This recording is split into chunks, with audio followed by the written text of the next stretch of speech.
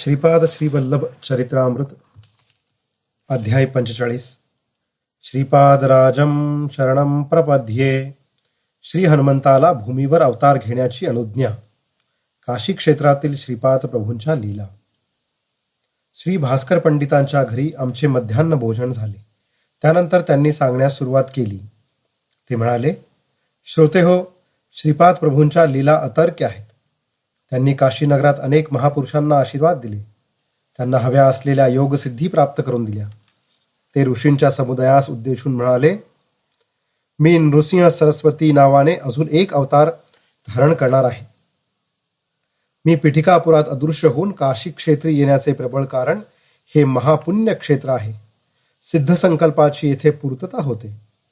मी दररोज गंगेत स्नान करण्यासाठी योग मार्गाने येत असतो. मी नृसिंह सरस्वती अवतारात येथेच संन्यास दीक्षा स्वीकारणार आहे. येत्या शतकात क्रियायोगाचे ज्ञान इच्छिणाऱ्या गृहस्थाश्रमी लोकांना बोध करण्याच्या निमित्ताने श्यामाचरण नावाच्या एका साधकाला येथे काशीत जन्म घेण्याचा आदेश देत आहे. येणाऱ्या युगात ब्रह्मज्ञानी हनुमंताला श्यामाचरणांजवळ क्रियायोग शिकण्यास सांगितले आहे. हे त्रिवार सत्य आहे. हनुमंताला सीता, राम, लक्ष्मण आणि भरताचे दर्शन. तेवढ्यात श्रीपाद प्रभू ऋषी संघासमोर बरोबर योग मार्गाचे अनुसरण करीत बद्रिका वनात येऊन पोहोचले. तेथे त्यांनी नर नारायण गुहेत अनेक शिष्यांना क्रियायोग दीक्षा दिली. तेथून 12 कोस दूर असलेल्या उर्वशी कुंडाजवळ ते आले. ऋषी गंगेत सुद्धा त्यांनी स्नान केले. 5000 वर्षापासून तपस्या करीत असलेल्या सर्वेश्वरानंद नावाच्या महायोग्यास श्रीपाद प्रभूंनी आशीर्वाद दिला. तेथून ते नेपाळ देशात गेले. तेथे एका पर्वतावर राम नामाच्या ध्यानात मग्न असलेल्या हनुमंतास श्रीराम, सीता, लक्ष्मण, भरत आणि शत्रुघ्न या सर्वांचे दर्शन एकत्रितपणे श्रीपादांनी घडविले.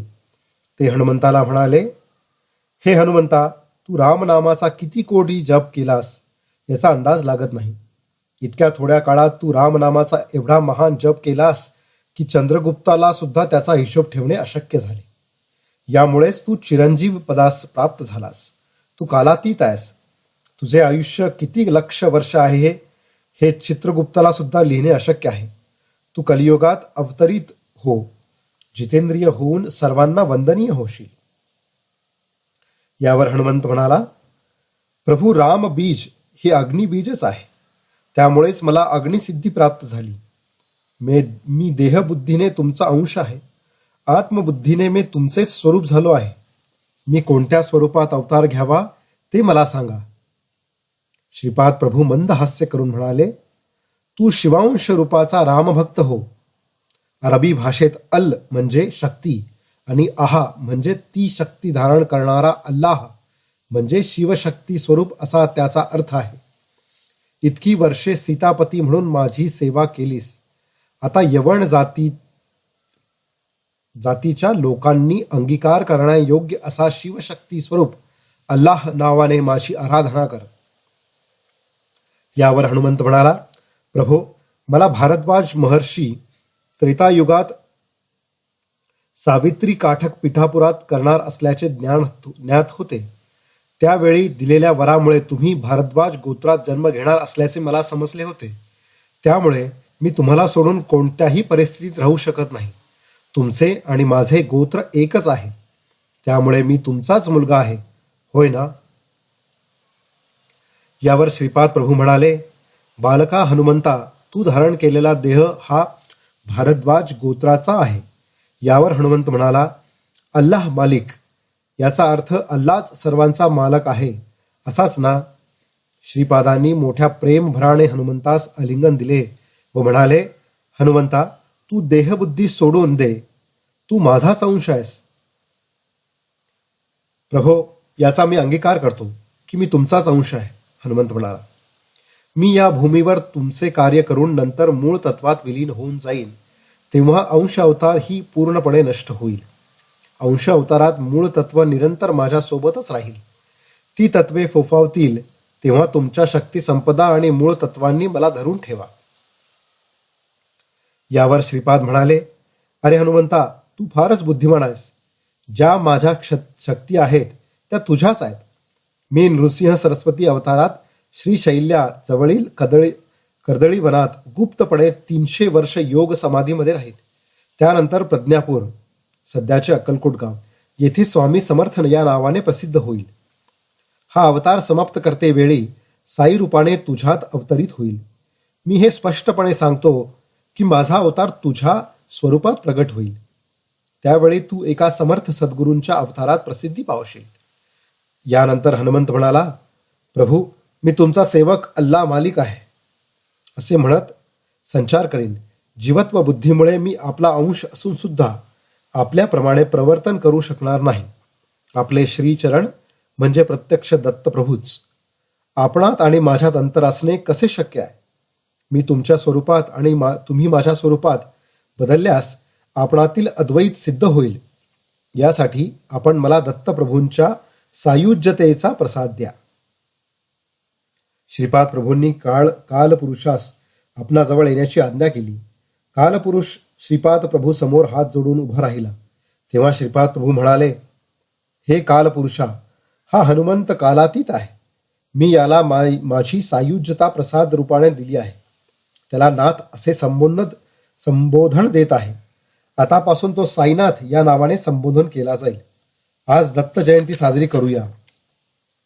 हनुमंतातील चैतन्य दत्त स्वरूपात प्रगट झाले. हे पाहून ऋषी समुदाय श्रीपाद प्रभूंकडे आश्चर्याने पाहू लागला.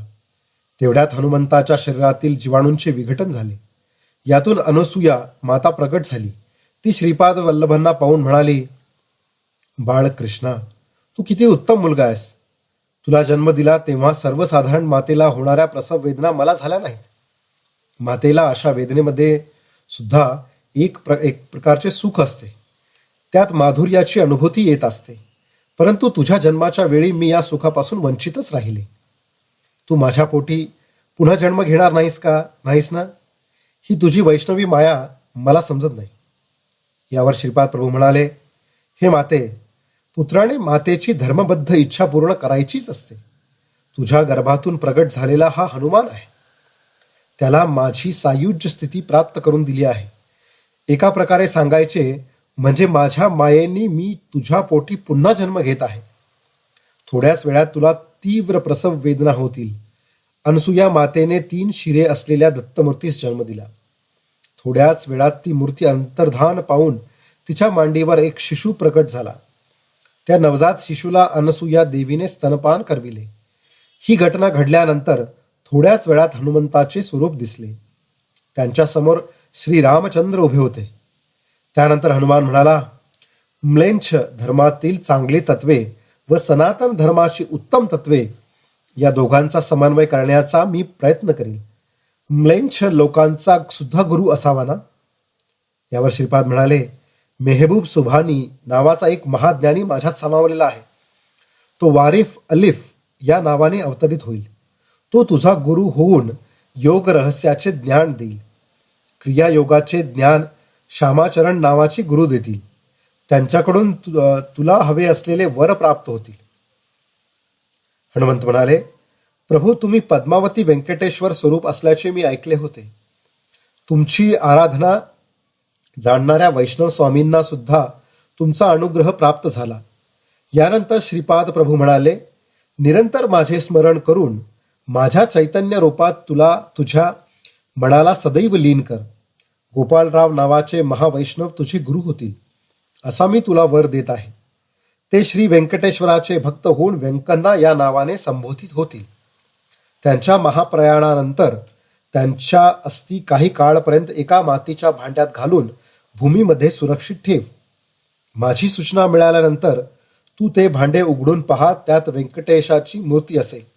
त्या मूर्तीची तू पूजा कर. मी प्रसन्न होईन आणि तुला इच्छित वर प्रदान करीन. यावर हनुमंत जानकी मातेस म्हणाला, माते, तू मला अत्यंत प्रेमाने व वात्सल्य भावाने एक माणिक मोत्याचा हार दिला होतास. त्या हारातील माणिक मोत्यात राम शोधण्यासाठी मी दगडाने ते माणिक मोती फोडले. परंतु त्यात श्रीराम दिसले नाहीत. म्हणून तो हार मी फेकून दिला. या महान अपराधाची मला क्षमा करावी. यावर श्रीपाद प्रभू म्हणाले, देवाच्या सान्निध्याशिवाय कोणतेही कार्य पूर्ततेस जात नाही. तो माणिकांचा हार मी व्यवस्थित ठेवला आहे. तो हार दत्त स्वरूप आहे यात शंकाच नाही. माझ्यात असलेल्या आत्मज्योतीने मी त्या हारात प्राण ओतले आहेत. तो माणिकाचा हार गुरुस्वरूपाच्या दिव्य तेजाने तळपत होता. ते गुरुस्वरूप माणिक प्रभूंच्या स्वरूपात प्रसिद्ध पावेल. श्रीपाद श्रीवल्लभ म्हणजे बद्रीनाथ क्षेत्रातील नारायण स्वरूपच आहेत. ते पुन्हा मानव देह धारण करणार आहेत, परंतु त्यांचे नाम व रूप कसे असेल ते कोणीच सांगू शकत नाही. श्रीपाद प्रभूंचे मामा व्यंकटावाधानी महाराज विद्यार्थ्यांना वेदांचे शिक्षण देत असत. त्या स्थळाच्या जवळच एक नारळाचे झाड होते. त्या वेधशाळेच्या दिव्य परिसरात एक वानर वेदाध्ययनासाठी कडे आकर्षित झाले होते. ते झाडावरील नारळ न तोडता किंवा इतर कोणत्याही वस्तूला हात न लावता मोठ्या श्रद्धाभावाने वेदांच्या पाठाचे श्रवण करीत असे. श्रीपाद प्रभूंनी मोठ्या निरागस भावाने विचारले, मामा, भगवंताच्या अवताराप्रमाणे नारळाच्या झाडाचा अवतार असतो का? कृष्णा, हा कसला तुझा प्रश्न? प्रश्नाला सुद्धा अर्थ असावा. यावर श्रीपाद म्हणाले, तसे नव्हे मामा. झाडांना फळे येतात. त्या फळातील बीजापासून पुन्हा नवीन झाडाची उत्पत्ती होते. याप्रमाणे ही प्रक्रिया बीजापासून झाड व त्याच्यापासून पुन्हा बीज निर्मित चालूच असते. एवढ्यावर त्यांचे संभाषण थांबले. त्याच वेळी त्यांच्या शेजारी असलेल्या झाडाचे एक मोठे नारळ खाली पडले. ते नारळ श्रीपादांनी आपल्या हातात घेतले. त्या वानराकडे पाहून श्रीपाद म्हणाले, तुला रिक्त हाताने पाठवणे मला योग्य वाटले नाही. माझ्या हातांनी तुला हे नारळ प्रसाद म्हणून देत आहे. श्रीपादांनी ते नारळ त्या वानराच्या हाती देऊन मोठ्या प्रेमभावाने त्याच्या पाठीवरून हात फिरवला व म्हणाले, तू माझ्याकडून अजून एक नारळ मागू नकोस. तुला हे मान्य असल्यास मी तुला नारळ देईल. वानराने होकारार्थी मान हलवली. तो नारळ घेऊन ते वानर आनंदाने निघून गेले. प्रत्यक्षात ते वानर कोण होते? श्रीपादांनी ते नारळ त्याला का दिले? अजून एक नारळ देणार नाही असे ते का म्हणाले? काही प्रयत्न न करिता ते नारळ खाली कसे पडले आणि कोणासाठी? या सर्व प्रश्नाची उत्तरे कोण देऊ शकेल? श्रीपाद प्रभूंच्या लीला अद्भुत, अगम्य आणि अनाकलनीय आहेत हेच खरे. श्रीपाद प्रभू द्रोणगिरी नावाच्या संजीवनी पर्वतावर गेले. काही दिवस तेथील ऋषी मुनींच्या समुदायाबरोबर आनंदात राहिले. तेथे असलेल्या महायोग्यांना अनुग्रह देऊन कृतार्थ केले. तेथून ते कल्की प्रभूंचा जन्म ज्या गावी होणार आहे त्या गावी गेले. तो प्रदेश महायोग्यांनी सुद्धा न पाहिलेला होता. हिमालयात हजारो वर्षापासून तपश्चर्या करणारे महापुरुष या ग्रामात आहेत. संबल गावातील स्फटिक पर्वतावरील शुद्ध जल श्री प्रभूंनी प्राशन केले. ते जल पिणाऱ्याचे वय वाढत नाही असे येथील या जलाचे महात्म्य आहे. यामुळे श्रीपादांचे वय 16 वर्षाच्या कुमारासारखेच राहिले. त्यात वयानुसार कोणताच बदल झाला नाही. यानंतर श्रीपाद प्रभू अनेक दिव्यस्थानांना भेट देत साधकांना, भक्तांना, महापुरुषांना अनुग्रह देत गोकर्ण महाबळेश्वर क्षेत्रास येऊन पोहोचले. या क्षेत्री प्रभू 3 वर्ष राहिले. या पुण्यक्षेत्रात त्यांनी अनेक अगम्य लीलांचे प्रदर्शन केले, परंतु त्यांचे वर्णन करणे केवळ अशक्यच आहे. गोकर्ण क्षेत्रातून निघून श्रीपाद प्रभू श्री शैल्य क्षेत्रास येऊन पोहोचले. श्री बापनाचार्यालूंनी येथे एक महायज्ञ केला होता. या यज्ञाचे फलस्वरूप श्री मल्लिकार्जुनाच्या लिंगामध्ये सूर्यमंडलातून शक्तिपात झाला होता. त्या योगानेच श्रीपाद प्रभूंचा अवतार झाला. श्रीपाद प्रभू योग मार्गाने महाअग्नी गोलकासारखे लाल तप्त होऊन सूर्यमंडलात गेले. तेथून ते ध्रुव नक्षत्रातून, सप्तऋषी मंडलातून, आर्द्रा नक्षत्रातून फिरून 4 महिन्यानंतर श्री शैल्यास परत आले. त्यांच्याबरोबर त्या नक्षत्रावर वास्तव्य करणारे महर्षी अत्यंत नूतन असा योग शिकण्यासाठी आले.